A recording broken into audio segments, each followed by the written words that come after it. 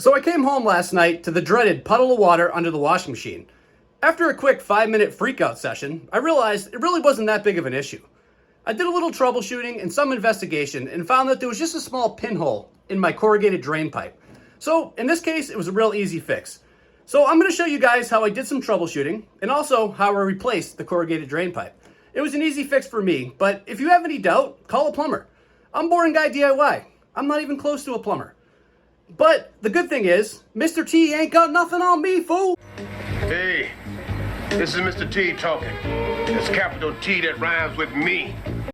Here are the tools and supplies that you'll need to replace your washer's corrugated drain pipe. First, you need the pipe itself. They typically come in a universal configuration. If you see here, you can cut these to size to fit the output on your washer. I'll show you how to do that later in this video.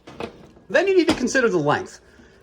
In my case, I wasn't sure the exact length that I needed, so I just bought the 12-footer, which is the largest that I could purchase at the time.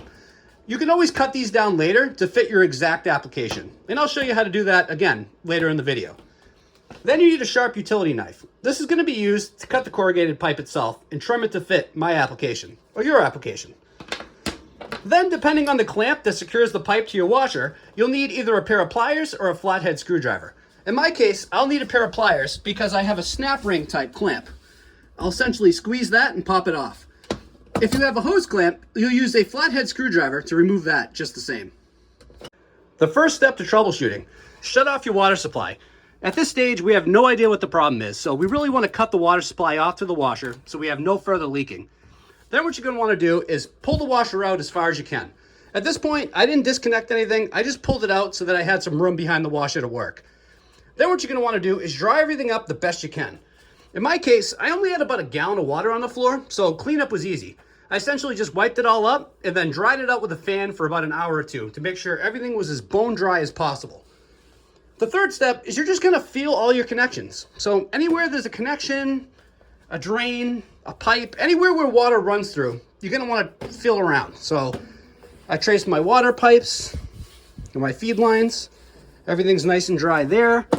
The valve is dry, so I can pretty much rule out that this is the issue. Then I'm going to move on to my drain pipe. At least in my house, this thing's ancient. So just going to trace everything.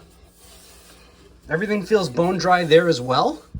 Now, if this was backed up, most likely the water would, kind of flow out the top and saturate everything. So I think I'm good there. You could also pull this out and pour a gallon or two of water down the drain to make sure it's draining properly, because that could also be the case. It could back up and kind of backflow out the pipe. But in my case, that's also not the problem. So next, I move on to the drain output on the washer. Everything feels really dry there. You can also tilt the washer up and feel underneath and make sure there's nothing kind of going on with the washer itself. And then finally, the biggest culprit, which at least in my experience is typically the one that's the problem, is this flexible corrugated drain pipe. These kind of shake and move around, and they typically only last about 5 or 10 years.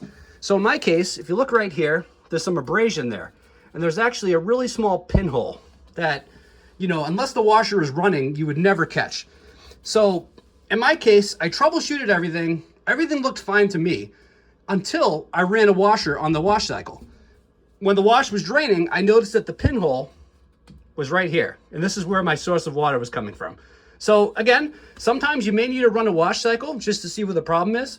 When things are under pressure, they tend to leak. When they're static, they tend not to leak because there's no water there. So that's really how I kind of found this issue, and I suggest that you go about finding the issue. You just kind of eliminate things as you go. Work your way down, work your way across, and eventually you'll find the problem. So now we're going to swap this out in a couple easy steps. Now, if you're a perfectionist like me, regardless of whether you found the issue or not, we know in my case it's the corrugated drain pipe, I'm still going to go downstairs and check everything for water intrusion. Now that we troubleshot and found that it was the corrugated drain pipe, we can simply take it off and replace it with the new one. So in my case, I have this pinch style clamp or snap ring clamp. I'm not really sure what you actually call it, but all you have to do is squeeze it with a pair of pliers, release the clamp, and then this should pop right off. Now, keep in mind, there's going to be some water in there most likely, so put a little catch pan or a bowl or something in there to catch most of the water that comes out. You'll see it'll probably gush out on me. Hopefully, There's not that much water in there. We're gonna find out. Perfect. Whew.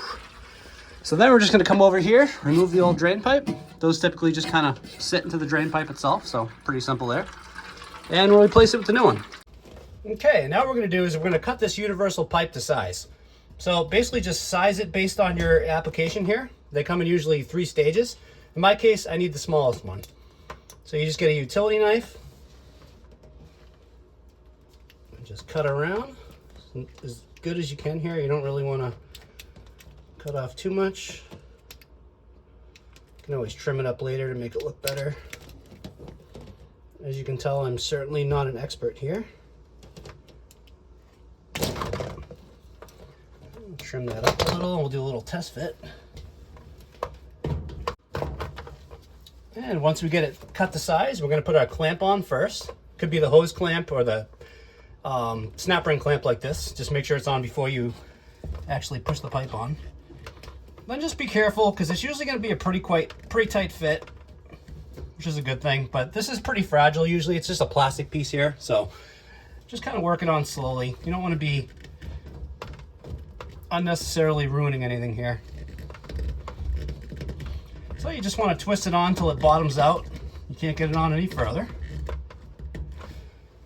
And then in my case, I'm just going to rotate this snap ring, or the snap clamp, or spring clamp, whatever you want to call it. If you know what it is in the comments, just let me know, so that way I can refer to it correctly next time. And then get it seated, and then let go. I'm actually going to back it off a little bit, because there's a little barb here that this needs to rest on. And then just give it a little twist here. It seems pretty good. So that's how you connect it to the washer output. So then what we're going to do is we're going to remove this little protective piece here that goes over the drain, because we're going to have to cut this to fit. You may not have to if you bought the right size in the first place. So obviously just remove that. And then I'm going to just cut this to fit. So I'm going to do that off camera because I'm not really sure exactly how much length I need. But just make sure that you just have the minimum amount of pipe that you can. You don't want it too long because you don't want your washer pump to have to force too much water through the pipe. So that can cause, flow issues as well.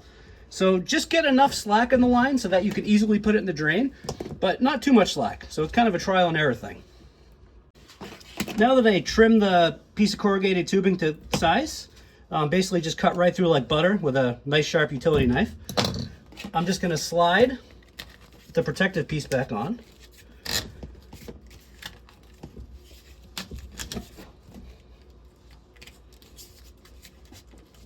Like this. You want to make sure you have enough length to go down as far as you can into the pipe. In my case, about a foot or two. You don't want it accidentally backing out by accident on you.